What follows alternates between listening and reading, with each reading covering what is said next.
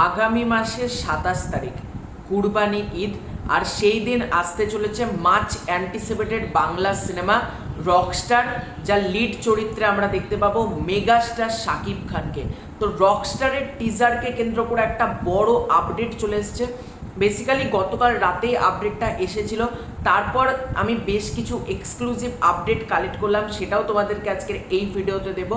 তার আগে ছোট্ট অনুরোধ করব, তোমরা প্রত্যেকে প্রথম থেকে শেষ পর্যন্ত ভিডিওটা দেখো। তোমাদের যদি ভিডিওটা ভালো লাগে, ভিডিওতে একটা লাইক করো, কমেন্ট করো। চ্যানেলে প্রথমবার হয়ে থাকলে চ্যানেলটাকে অবশ্যই কিন্তু আগে সাবস্ক্রাইব করে দাও।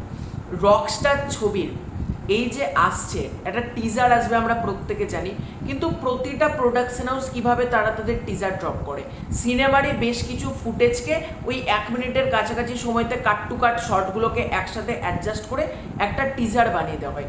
টিজার লেভেলে কিন্তু ইটসেলফ টিজারটাকে কোনো ক্রিয়েটিভভাবে প্রেজেন্ট করা, এগুলো কিন্তু কোনো সিনেমার ক্ষেত্রে আমরা দেখতে পাই না। সেটা বাংলা সিনেমা বলে না, বাইরের ইন্ডাস্ট্রিও যদি আমরা সিনেমা দেখি, টিজার মানে হচ্ছে সিনেমার কিছু কাট টু কাট করে লাগিয়ে দেওয়া, মানে ট্রেলারেরই একটা ছোট পার্ট হচ্ছে টিজার, যেটাকে আমাদেরকে সিনেমা দেখার জন্য টিজ করবে, আগ্রহ জন্মাবে।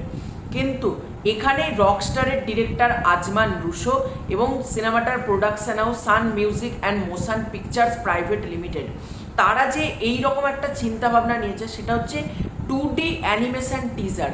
হ্যাঁ, রকস্টার ছবির কিন্তু টিজার মানে যেরকম সেরকম হচ্ছে না, 2D অ্যানিমেটেড টিজার হতে চলেছে, যেগুলো আমরা খুব কম সিনেমার ক্ষেত্রে দেখেছি, মানে খুবই কম সিনেমার ক্ষেত্রে হয়েছে।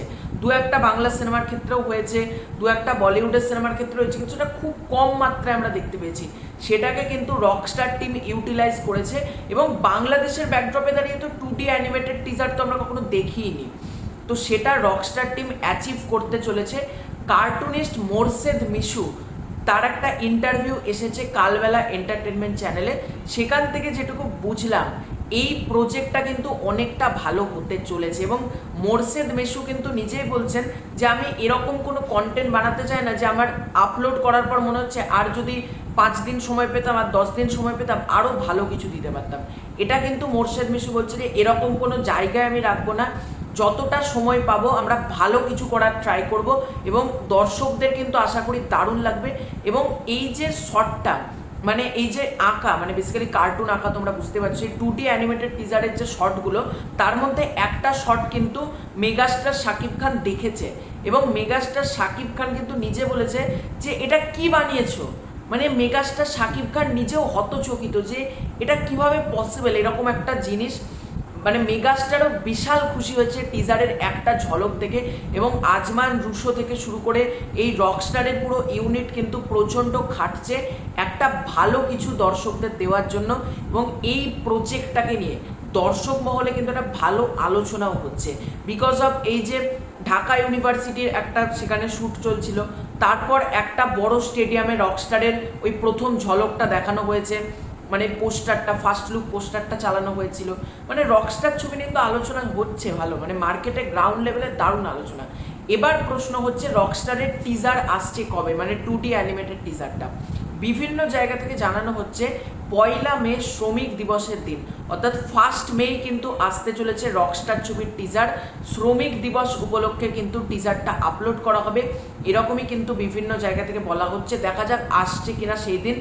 ডেফিনেটলি তার আগে মেকার্স হয়তো অ্যানাউন্স করবে যে কবে টিজারটা আসবে, নাকি এমনও হতে পারে তো হঠাৎ করে ব্লাস্ট দিয়ে দিল।